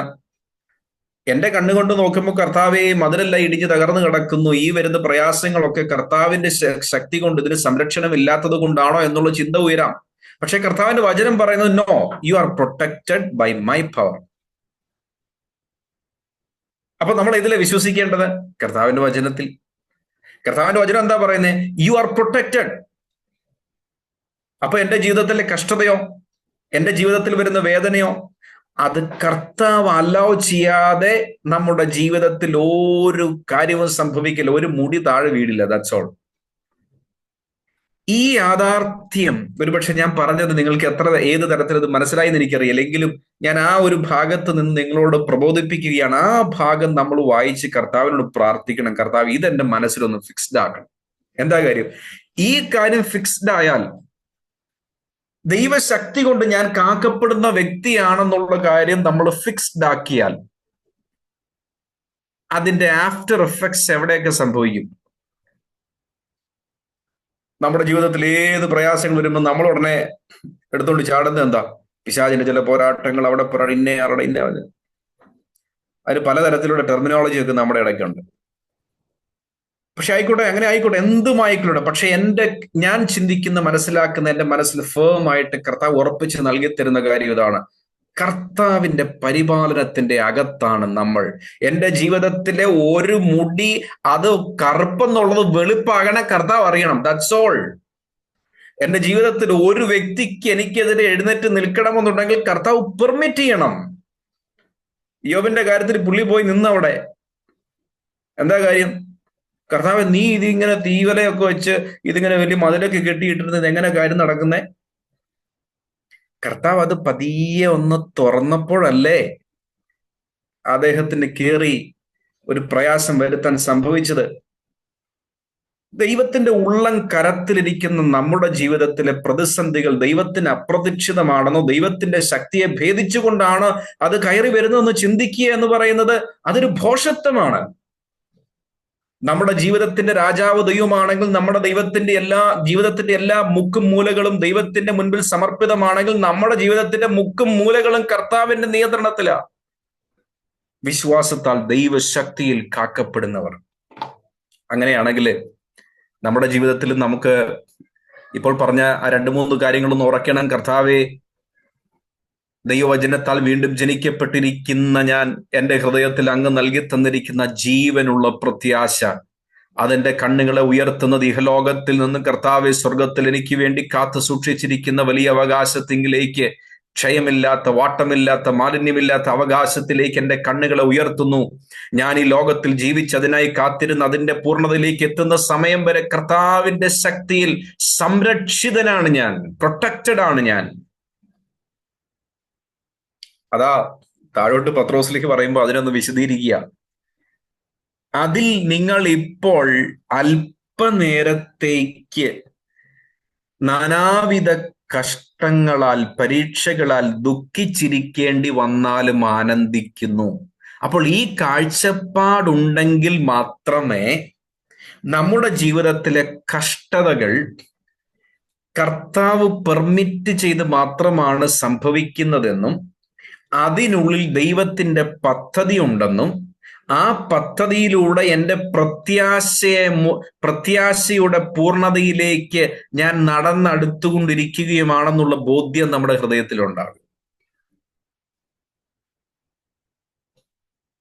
ഇപ്പോൾ നിങ്ങൾ ചുരുങ്ങിയ സമയത്തേക്ക്, ആ വാക്ക് തന്നെ ഒന്ന് ശ്രദ്ധിച്ചേ,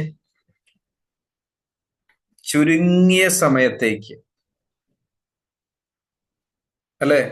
ചുരുങ്ങിയ സമയമാണ്. 5 വർഷം, 10 വർഷം, 15 വർഷം, ഒരാഴ്ചയൊക്കെ നമ്മൾ അനുഭവിക്കുന്ന പ്രതിസന്ധി 2 വർഷം പോലൊക്കെ ചിലപ്പം തോന്നും അല്ലെ? ചില വ്യക്തികളുടെ ജീവിതത്തിലൊക്കെ ദീർഘവർഷങ്ങളായി പ്രതിസന്ധികളാണ്. അതിനെ ഈ മനുഷ്യൻ പറയുക ചുരുങ്ങിയ. ഇനി പൗലോസ്ലീഹയുടെ വാക്കുകള് അത് അല്പം കൂടെ ഒരു പ്രാധാന്യമുള്ളതായിട്ട് എനിക്ക് തോന്നും. 2 കൊരിന്ത്യർ നമ്മൾ മുമ്പേ വായിച്ച് 2 കൊരിന്ത്യർ 4:17 വാക്യത്തിൽ നൊടി നേരത്തേക്കുള്ള ഞങ്ങളുടെ ലഘുവായ കഷ്ടം. അപ്പൊ ഈ നൊടി എന്ന് പറയുന്ന നേരം, ചുരുങ്ങിയ സമയം, അതെങ്ങനെ ഇത് ചുരുങ്ങിയതായത്? ഇതെങ്ങനെ നൊടി നേരത്തേക്കുള്ള ആയി മാറിയത്? ഈ ദൈവഭക്തരുടെ കണ്ണിൽ നിത്യതയെക്കുറിച്ചുള്ള പ്രകാശനം ലഭ്യമായപ്പോൾ, ക്ഷയമില്ലാത്ത, വാട്ടമില്ലാത്ത, മാലിന്യമില്ലാത്ത, എന്നേക്കും നിലനിൽക്കുന്ന അനുഭവത്തെക്കുറിച്ച് ബോധ്യമായപ്പോൾ ഇവിടെയുള്ള ഈ നിസ്സാരം കാര്യങ്ങളെ അതുമായി കമ്പയർ ചെയ്യുമ്പോഴാണ് നൊടി നേരം, ചുരുങ്ങിയ സമയം.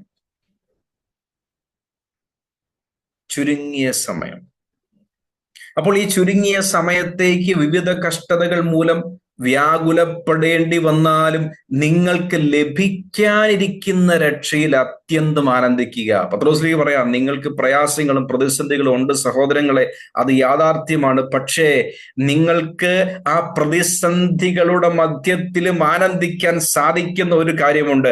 ഈ പ്രതിസന്ധികൾ കൊണ്ട് നിങ്ങളുടെ ജീവിതം ഇവിടെ മണ്ണിലേക്ക് തീരുകയല്ല ചെയ്യുന്നത്, മറിച്ച് ഈ മണ്ണിനപ്പുറമായി, മരണത്തിനപ്പുറമായി ഒരു നിത്യതയുടെ ജീവിതമുണ്ട്, ആനന്ദകരമായ ജീവിതമുണ്ട്. പത്രോസ്ലീഹ ഇവരുടെ കണ്ണുകളെ ഈ പ്രയാസത്തിൽ നിന്ന് നിത്യതയിലേക്ക്, പ്രത്യാശയിലേക്ക് കണ്ണുകളെ ഉയർത്തുകയാണ് ചെയ്യുന്നത്.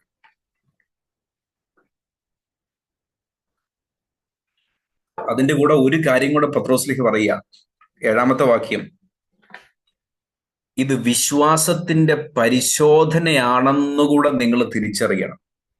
ഈ സഹനം നിങ്ങളുടെ വിശ്വാസത്തിന്റെ മാറ്റുരയ്ക്കലാണെന്നും കൂടെ നിങ്ങൾ തിരിച്ചറിയണം. അപ്പോ വെറുതെ ഒരു കഷ്ടം അനുഭവിച്ച് അല്പനേരം പീഡനങ്ങളിലൂടെ കടന്ന് അങ്ങനെയല്ല ഇതിന്റെ ഉദ്ദേശം. ഞാൻ പറഞ്ഞല്ലോ, ദൈവത്തിന്റെ ശക്തിയാൽ സംരക്ഷിതമായിരിക്കുന്ന നമ്മുടെ ജീവിതത്തിൽ ഒരു കാര്യം ദൈവം പെർമിറ്റ് ചെയ്യുമ്പോൾ അതിന് ദൈവത്തിനൊരു പദ്ധതിയുണ്ട്. God has A plan.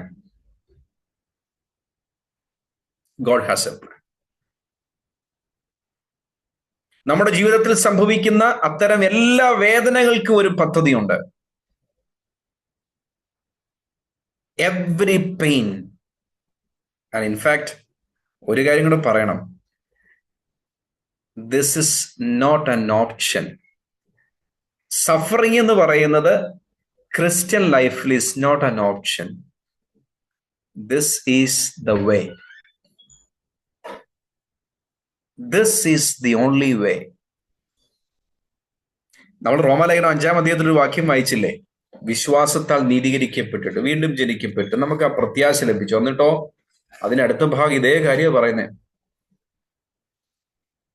നമ്മൾ പ്രത്യാശയിൽ പ്രശംസിക്കുന്ന 3-ാമത്തെ വാക്യം, അത് തന്നെയല്ല കഷ്ടത സഹിഷ്ണുതയെയും സഹിഷ്ണുത സിദ്ധതയെയും സിദ്ധത പ്രത്യാശയെയും ഉളവാക്കുന്നു എന്നറിഞ്ഞ് നാം കഷ്ടങ്ങളിലും പ്രശംസിക്കുന്നു. ഈ കഷ്ടങ്ങളിൽ ആനന്ദിക്കണമെങ്കിൽ, കഷ്ടങ്ങളിൽ പ്രശംസിക്കണമെങ്കിൽ ഈ കാഴ്ചപ്പാട് വേണം. എന്താണ് ദൈവം ഇങ്ങനത്തെ കാര്യങ്ങൾ പെർമിറ്റ് ചെയ്യുമ്പോൾ നമ്മുടെ ലൈഫിൽ നിന്നും ആഗ്രഹിക്കുന്നത് എന്നുള്ള ബോധ്യം ഉണ്ടെങ്കിലേ ആ ഫോക്കസിൽ നമുക്ക് അതിനോട് അഭിമുഖീകരിക്കാൻ സാധിക്കൂ. ഞാന് നമ്മുടെ വാക്യത്തിലേക്ക് വന്നില്ല, കോണ്ടെക്സ്റ്റിൽ തന്നെ ഇപ്പോഴും നിൽക്കുന്ന എനിക്ക് ആ വാക്യത്തിലേക്ക് ഒന്ന് വരേണ്ടത് കൊണ്ട് ഞാൻ ഇതിനെ ഒന്ന് അല്പം ചുരുക്കി അങ്ങോട്ട് മുൻപോട്ട് പോകട്ടെ.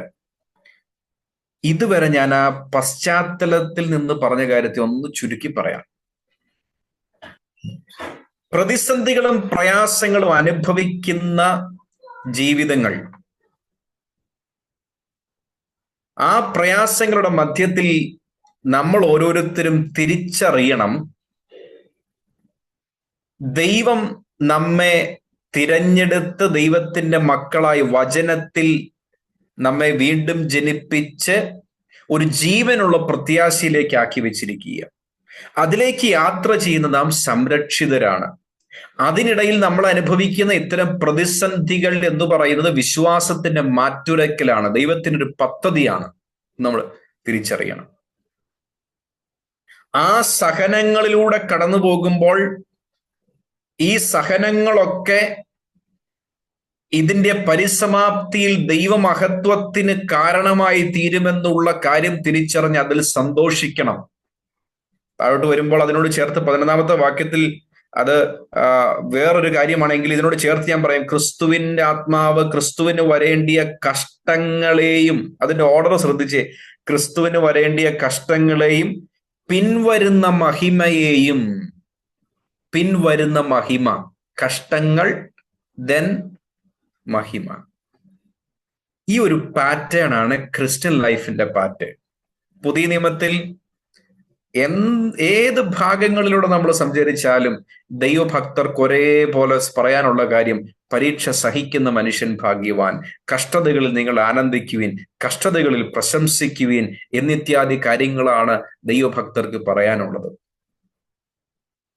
അപ്പോൾ ഇങ്ങനെ പ്രതിസന്ധികളിലൂടെ കടന്നു പോകുന്ന ഒരു ജനത്തിന്റെ ഹൃദയത്തെ പത്രോസ്ലീഹ അവരാരാണെന്ന് അവരെ ബോധ്യമാക്കി, അവരുടെ പ്രത്യേകത എന്താണെന്ന് ബോധ്യമാക്കി, അവർക്ക് ലഭിച്ചിരിക്കുന്ന പ്രത്യാശ എന്താണെന്ന് ബോധ്യമാക്കി, അവർ ഏതു തരത്തിൽ സംരക്ഷിതരാണെന്നും ആ സംരക്ഷണ വലയത്തിനുള്ളിൽ കടന്നു വരുന്ന പ്രതിസന്ധികളിൽ അവർക്ക് മേലുള്ള ദൈവത്തിന്റെ പദ്ധതിയെ തിരിച്ചറിയാനും അവരോട് പറഞ്ഞിട്ട് ഇനി പറയുന്ന കാര്യമാണ് നമ്മൾ വായിച്ച വാക്യം. നമ്മൾ വായിച്ച വാക്യത്തിലേക്ക് വന്നതേ ഉള്ളൂ. ഞാൻ ഇതിനോട് ചേർന്ന് കർത്താവ് നിങ്ങൾക്ക് സാഹചര്യങ്ങളും ദൈവകൃപ അനുവദിക്കുന്നെങ്കിൽ ഈ ഭാഗം ഒന്ന് വായനയ്ക്കും പഠനത്തിന് വിധേയമാക്കാനും ഞാൻ അഭ്യർത്ഥിക്കുക. അപ്പൊ പത്രോസ്ലീഹ അവരോട് പറയാ, ആകയാൽ therefore, നിങ്ങള് ഇങ്ങനെ വ്യത്യസ്തരായ ആൾക്കാരല്ലേ, മനസ്സിലായില്ലേ? therefore, അവിടെയാണ് നമ്മൾ വായിച്ച വാക്യം. അദ്ദേഹം 5 എക്സോർട്ടേഷൻസ് പറയുന്നത്. അതിനെ നമ്മൾ രണ്ട് കൽപ്പനയായിട്ട് നമ്മൾ തിരിച്ചു. ഒന്ന്, അദ്ദേഹം പറയുന്നത് ആകയാൽ നിങ്ങൾക്ക് വരുവാനുള്ള കൃപയിൽ പൂർണ്ണ പ്രത്യാശ വെച്ചുകൊള്ളുവീൻ. Fix your hope completely on the grace to be brought to you at the revelation of Jesus Christ. ഒന്നാമത്തെ കാര്യം നമ്മളത് പറഞ്ഞു. അതിനോട് ചേർത്ത് എങ്ങനെയാണ് ആ പ്രത്യാശയിൽ ഇരിക്കേണ്ടത്? Prepare your minds for action. മനസ്സുറപ്പിച്ച്. 2, നിർമ്മതരായി. രണ്ടാമത്തെ കൽപ്പനയായിട്ട് ചിന്തിക്കാൻ സാധിക്കുന്ന വിശുദ്ധരായിരിക്കുവീൻ. എങ്ങനെ? ഈ ലോകത്തോട് അനുരൂപപ്പെടാതെ വിശുദ്ധരായിരിക്കുവീൻ. വിശുദ്ധരായിരിക്കുവീൻ. അതിൽ ഒന്നാമത്തെ കാര്യത്തിലേക്ക് വരാം. നമുക്കിന്നത് മാത്രം അതും ചിന്തിച്ചു തീരാൻ സാധിക്കുമെന്നറിയില്ല, അത് നമുക്ക് ചിന്തിക്കാം. നിങ്ങൾക്ക് വരുവാനുള്ള കൃപയിൽ പൂർണ്ണ പ്രത്യാശ വെച്ചുകൊള്ളുവീൻ. ഇപ്പൊ പത്രോസ്ലീഹ പറയുന്ന കാര്യം ഇതാ. പ്രതിസന്ധി അനുഭവിക്കുന്ന, കഷ്ടതകളിലൂടെ കടന്നു പോകുന്ന എൻ്റെ പ്രിയ സഹോദരങ്ങളെ, നിങ്ങൾ ഈ വേദനകളിലൂടെ കടന്നു പോകുമ്പോഴും നിങ്ങൾക്ക് വേണ്ടി ഒരുക്കിയിരിക്കുന്ന അനുഗ്രഹീതമായ പ്രത്യാശയിലേക്ക് നിങ്ങളുടെ കണ്ണുകളെ ഉയർത്തുവീൻ. ആ വാക്യത്തിൽ നിന്ന് എൻ്റെ പ്രിയപ്പെട്ടവരോടും എനിക്ക് പറയാനുള്ളത്,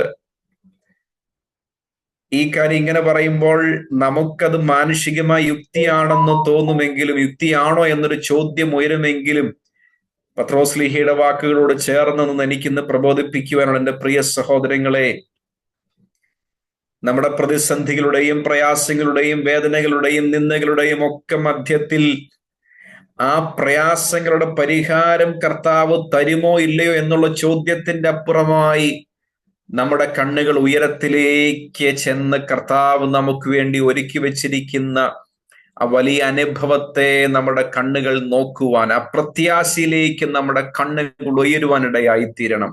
ആ പ്രത്യാശ മാത്രമേ ഒരു പ്രതിസന്ധിയുടെ മധ്യത്തിൽ യഥാർത്ഥമായ ആശ്വാസത്തിലേക്കും സമാധാനത്തിലേക്കും ആനന്ദത്തിലേക്കും നമ്മളെ കൊണ്ടുവരികയുള്ളൂ. ഇവിടെ ലഭിക്കുന്ന ഏതെങ്കിലും കാര്യങ്ങളുടെ അടിസ്ഥാനത്തിലാണ് നമ്മുടെ സമാധാനമെങ്കിൽ ആ സമാധാനം എന്നുള്ളത് പലപ്പോഴും വ്യർത്ഥമായി പോകാൻ സാധ്യതയുണ്ട്. എന്നാൽ ഇവിടെ നിലനിൽക്കാത്ത കാര്യങ്ങളിൽ നിന്ന് നമ്മുടെ കണ്ണുകൾ കർത്താവ് നമുക്ക് വേണ്ടി ഉവ്വെന്ന് പറഞ്ഞാൽ ഉവ്വെന്ന് പറയുന്ന നമ്മുടെ ദൈവം നമുക്ക് വേണ്ടി വാഗ്ദത്തം ചെയ്ത ആ നിത്യതയിൽ നമുക്ക് വേണ്ടി സ്വർഗത്തിൽ സൂക്ഷിച്ചിരിക്കുന്ന ആ അനുഭവത്തിലേക്ക് നമ്മുടെ കണ്ണുകളെ ഉയർന്ന് നമ്മുടെ നാഥന്റെ കൂടെയുള്ള ജീവിതത്തെ നമ്മൾ നോക്കിയാൽ പൗലോസ്ലീഹ പറയുന്നത് പോലെ നൊടി നേരത്തേക്കുള്ള ലഘുവായ കഷ്ടങ്ങൾ. അങ്ങനെയല്ലേ? ആ വാക്ക് ഞാൻ ഇതിനോട് ചേർത്ത് ഒന്നും കൂടെ വായിക്കട്ടെ. 2 കൊരിന്ത്യർ 4-ാമത്തെ അധ്യായത്തിന്റെ അവസാനത്തെ വാക്യം.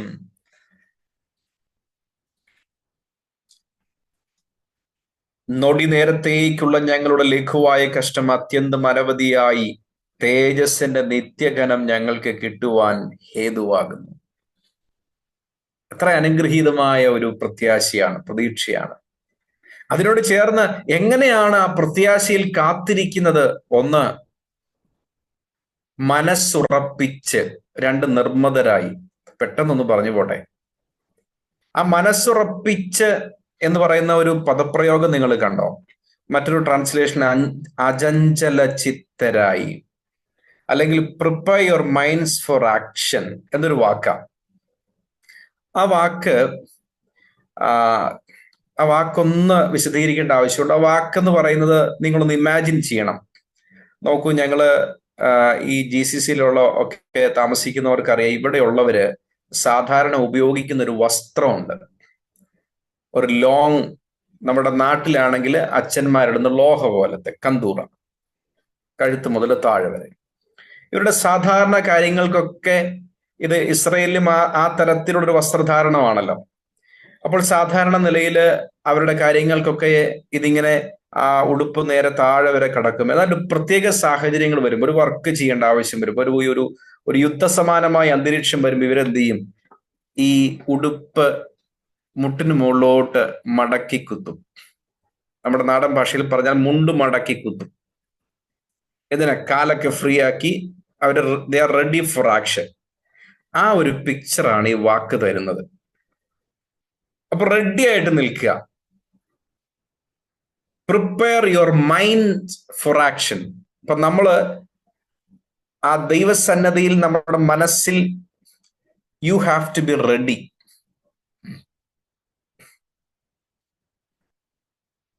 ഒരു കൂൾ മൈൻഡഡ് ആയിട്ട് പോകാനല്ല ഇത്തരം സാഹചര്യത്തിൽ ദൈവം ആഗ്രഹിക്കുന്നത്. നമ്മുടെ പ്രതിസന്ധികളുടെയും പ്രയാസത്തിന്റെയും മധ്യത്തിൽ നമ്മുടെ സാഹചര്യങ്ങളും നമ്മുടെ അകത്തു നിന്നും പുറത്തു നിന്നും ഒക്കെ നമ്മെ ഇൻഫ്ലുവൻസ് ചെയ്ത് നമ്മെ ഐസൊലേറ്റ് ചെയ്യാൻ, ഐഡലാക്കാൻ ശ്രമിച്ചാലും പത്രോസ്ലീഹ നൽകുന്ന ഒരു പ്രധാനപ്പെട്ട എൻകറേജ്മെന്റ്, ഒരു എക്സോർട്ടേഷൻ എന്ന് പറയുന്നത് prepare your mind for action. ഞാൻ ഈ വാക്കൊന്ന് എംഫസൈസ് ചെയ്ത് നിങ്ങളോട് പറയാൻ താല്പര്യപ്പെടുകയാണ്.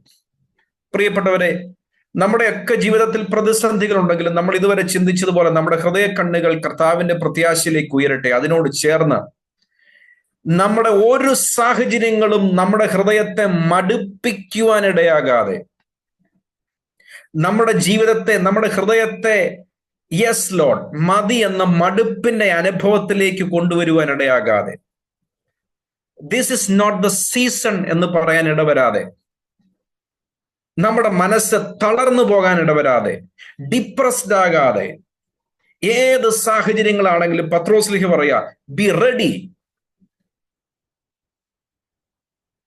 മുണ്ടൊക്കെ മടക്കി കൊടുത്ത് നിങ്ങൾ എഴുന്നേക്ക്, കം ഓൺ ലെറ്റ്സ് ഗോ. അതിന് നിങ്ങൾ പെട്ടെന്ന് ഏലിയാവിന്റെ ഉദാഹരണം ഒന്ന് ആലോചിച്ച്.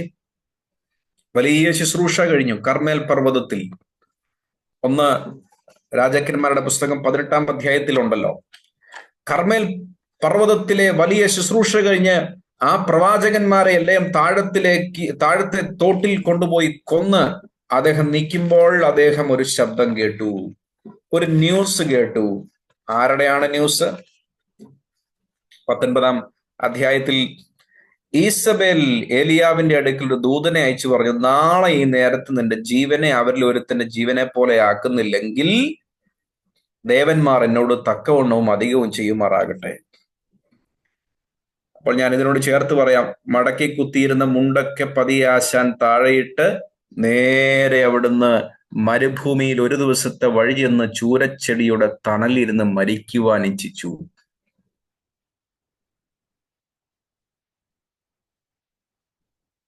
ഞാനിതിനോട് ചേർത്ത് നിങ്ങളോട് പറയാം, ഇങ്ങനെ ഒരു സാഹചര്യത്തിലാണെങ്കിൽ പത്രോസ്ലീഹ പറയുക, prepare minds, be ready for action. നോക്കിയ താഴോട്ട് വായിക്കുമ്പോ അതിന്റെ 7-ാമത്തെ വാക്യം, യഹോവയുടെ ദൂതൻ വന്ന് 2-ാം പ്രാവശ്യം വന്ന് അവനെ തട്ടി, എഴുന്നേറ്റ് തിന്നുക, എറൈസ്, എഴുന്നേറ്റ് തിന്നുക, നിനക്കൊരു ദൂരയാത്ര ചെയ്യാനുണ്ട്, മുണ്ടൊക്കെ മടക്കി കുത്ത്. നമ്മുടെ നാടൻ ഭാഷയിലങ്ങ് പറയുക, കം ഓൺ ഗെറ്റ് റെഡി. പ്രിയപ്പെട്ടവരെ, നമ്മൾ ഏത് തരത്തിലുള്ള പ്രതിസന്ധികളിലൂടെ കടന്നു പോയാലും മാനുഷികമായി സ്വാഭാവികമായി സംഭവിക്കാൻ സാധ്യതയുള്ളത് മടുപ്പും, നിരാശയും, വേദനയും, പിന്നെ അവസാനം എവിടെയെങ്കിലും നമ്മൾ എന്ത് ചെയ്യും, വട്ടം ചുറ്റിയിരിക്കലുമാണ് പതിവ്. പക്ഷെ അതല്ല. ഗെറ്റ് അപ്പ്, എഴുന്നേൽക്കുക. നിങ്ങളുടെ ജീവിത സാഹചര്യത്തെ നോക്കിയാൽ ഒരുപക്ഷെ നിങ്ങൾക്ക് എഴുന്നേൽക്കാൻ സാധിക്കില്ലായിരിക്കാം. നിങ്ങളുടെ ചുറ്റുപാടുമുള്ള സാഹചര്യങ്ങളെ നോക്കിക്കഴിഞ്ഞാൽ ഒരുപക്ഷെ അത്തരത്തിലുണ്ട് മാനസികാവസ്ഥയിലേക്ക് നമുക്ക് വരാൻ സാധിക്കില്ലായിരിക്കാം. പക്ഷെ നമുക്ക് ലഭിക്കുന്ന പ്രബോധനം എന്ന് പറയുന്നത്, നമ്മുടെ സാഹചര്യങ്ങൾ ഒരിക്കലും നമ്മെ തളർത്താൻ ഇടയാക്കരുത്. കാര്യം ഈ സാഹചര്യങ്ങളെ അടിസ്ഥാനപ്പെടുത്തി ഉള്ളതല്ല നമ്മുടെ യാത്ര. അതുകൊണ്ട് ഗെറ്റ് റെഡി, മനസ്സ് ഉറപ്പിച്ച് prepare your minds for action.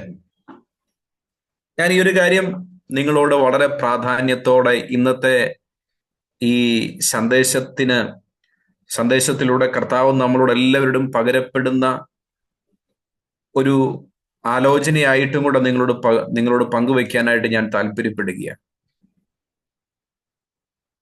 നമ്മുടെ ജീവിതത്തിന്റെ ഒക്കെ ഏതെങ്കിലും മേഖലകൾ ഇത്തരത്തിൽ ഒരു മടുപ്പിന്റെ അനുഭവമൊക്കെ ഉണ്ടെങ്കിൽ ഈ കർത്താവിന്റെ വചനം നമ്മളെ ധൈര്യപ്പെടുത്തട്ടെ, ബലപ്പെടുത്തട്ടെ. മതി എന്ന് പറയുന്ന ശബ്ദം നമ്മുടെ ഉള്ളിൽ നിന്ന് കേൾക്കുന്നുണ്ടെങ്കിൽ, നോ, ഈ വചനം നമ്മളെ ബലപ്പെടുത്തട്ടെ.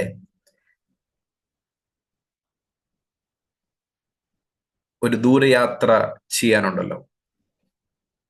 തിമോഥെയോസിനോട് പൗലോസ്ലീഹ പറയുന്ന ഒരു കാര്യമുണ്ട്: സമയത്തും അസമയത്തും, season ആയിരിക്കുമ്പോഴും season അല്ലാത്തപ്പോഴും be ready.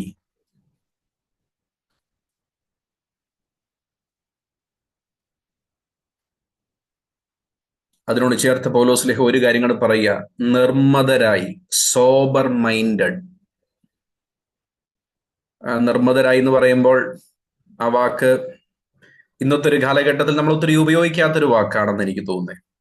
Controlled, be controlled, ഡിസിപ്ലിൻഡായി.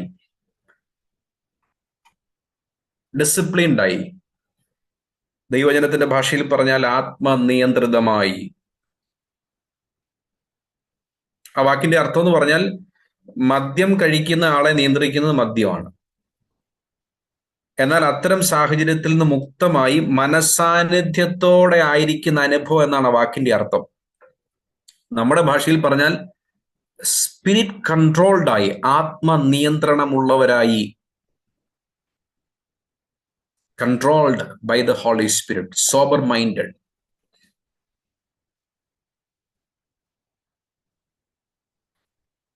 അവിടെ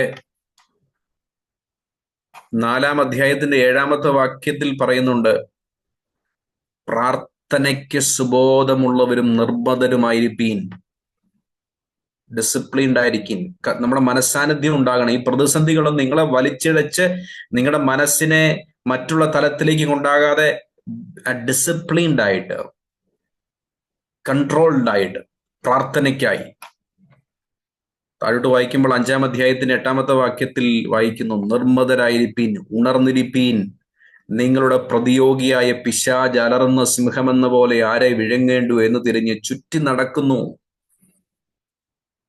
അവിടെ ഒരു കാര്യം ഞാൻ സൂചിപ്പിക്കാം. നമ്മള് പ്രത്യേകിച്ച് ഈ പിശാചിന്റെ കാര്യത്തിൽ, എല്ലാ കാര്യത്തിലും നിർമ്മതരായിരിക്കണം. പ്രാർത്ഥനയുടെ കാര്യത്തിലൊക്കെ നിർമ്മതരായിരിക്കണം. ഇവിടെ ഒരു കാര്യം ഞാൻ സൂചിപ്പിക്കുക: നമ്മൾ നിർമ്മതരായില്ലെങ്കിൽ പിശാചിന്റെ പല തന്ത്രങ്ങളും നമ്മുടെ ചുറ്റും വരുമ്പോൾ നമ്മൾ അതിനെ മാനുഷികമായിട്ട് അങ്ങ് ഏറ്റെടുക്കും. എന്താ സംഭവിക്കുന്നത്? നമ്മുടെയൊക്കെ ചുറ്റുമുള്ള ചരിത്രത്തിൽ എന്താ സംഭവിച്ചിട്ടുള്ളത്? കൊളാപ്സ് ആകും. നിർമ്മതരായിരിപ്പീൻ. തന്ത്രം കൊണ്ട് വരുമ്പോഴേ, എവിടെയെങ്കിലും കരുകരുപ്പ് വരുമ്പോഴേ നമുക്ക് ബോധ്യം ഉണ്ടാകണം, അവൻ പുതിയ സ്കീമും കൊണ്ട് വരുന്നുണ്ട്. നിർമ്മതരായിരിക്കുകയും അങ്ങനെ നമ്മുടെ മനസ്സ് ഉറപ്പിച്ച് ദൈവത്തിന്റെ പ്രവർത്തികൾക്ക് വേണ്ടി റെഡിയായി, നിർമ്മതരായി, സോബർ മൈൻഡഡായി കർത്താവിന്റെ ആ വരവിങ്കൽ നമുക്ക് ലഭിക്കാനിരിക്കുന്ന കൃപയിൽ, അന്ത്യകാലത്തിൽ വെളിപ്പെടാൻ ഒരുങ്ങിയിരിക്കുന്ന രക്ഷയിൽ പ്രത്യാശ വെച്ചുകൊള്ളുക. അതിനോട് ചേർന്ന് പറയുന്നത്, ഈ ലോകത്തോട് അനുരൂപപ്പെടാതെ വിശുദ്ധരായിരിക്കുകയും, ബി ഹോളി. പ്രിയപ്പെട്ടവർ, ഞാൻ ഈ പറഞ്ഞ കാര്യങ്ങൾ ഒന്ന് കൺക്ലൂഡ് ചെയ്യട്ടെ. നമ്മുടെയൊക്കെ ജീവിതത്തില് വ്യത്യസ്ത പ്രതിസന്ധികളുടെയൊക്കെ സാഹചര്യങ്ങള് അൺഎക്സ്പെക്റ്റഡ് ആയിട്ട് സംഭവിക്കാം. നമ്മളെ സംബന്ധിച്ച് പത്രോസ്ലീഹ നമുക്ക് പറഞ്ഞു തരുന്ന പാഠങ്ങൾ: ഒന്ന്, നമ്മൾ മനസ്സിലാക്കണം, നമ്മൾ ആരാണ്? തെരഞ്ഞെടുക്കപ്പെട്ടവരാണ്. ഒരു വീണ്ടും ജനനത്തിന്റെ അനുഭവത്തിലേക്ക് വന്നവരാണ്. അതിലൂടെ ഒരു ജീവനുള്ള ലിവിങ് ഹോപ്പ് നമ്മുടെ ഉള്ളിലുണ്ട്. സ്വർഗത്തിൽ സംരക്ഷിച്ചിരിക്കുന്ന ക്ഷയം, വാട്ടം, മാലിന്യം എന്നിവയില്ലാത്തൊരു അവകാശത്തിനായി, അല്ലെ, ആ യാത്രയിൽ നമ്മൾ ഓരോരുത്തരും ദൈവത്തിന്റെ ശക്തിയാൽ കാക്കപ്പെടുന്നവരാണ്. We are protected by the power of God. അത് മെഡിറ്റേറ്റ് ചെയ്ത്, അത് ധ്യാനിച്ച് നമ്മുടെ ഹൃദയത്തിൽ അങ്ങ് പതിയട്ടെ. പിശാചിന്റെ ഒക്കെ ചോദ്യങ്ങളുടെ മുൻപിൽ കർത്താവിന്റെ വചനം അതങ്ങ് പറയണം. എന്താ? ഞാൻ ദൈവത്തിന്റെ ശക്തിയാൽ കാക്കപ്പെടുന്നവനാണ്. നമ്മുടെ ജീവിതത്തിൽ വരുന്ന പ്രതിസന്ധികളുടെ മധ്യത്തിൽ അത് വിശ്വാസത്തിന്റെ പരിശോധനയാണെന്ന് തിരിച്ചറിഞ്ഞ് കർത്താവ് നമുക്ക് വേണ്ടി അതിലൂടെ ഒരുക്കി വെച്ചിട്ടുള്ള ദൈവത്തിന്റെ പദ്ധതികളെ തിരിച്ചറിഞ്ഞ് കഷ്ടതയിലൂടെ നടന്ന് കഷ്ടത സഹിഷ്ണുത സിദ്ധതയെയും സിദ്ധത പ്രത്യാശയും ഉളവാക്കുന്നു എന്നറിഞ്ഞ് കഷ്ടതയിലും പ്രശംസിക്കുവാൻ, സന്തോഷിക്കുവാൻ, ആനന്ദിക്കുവാൻ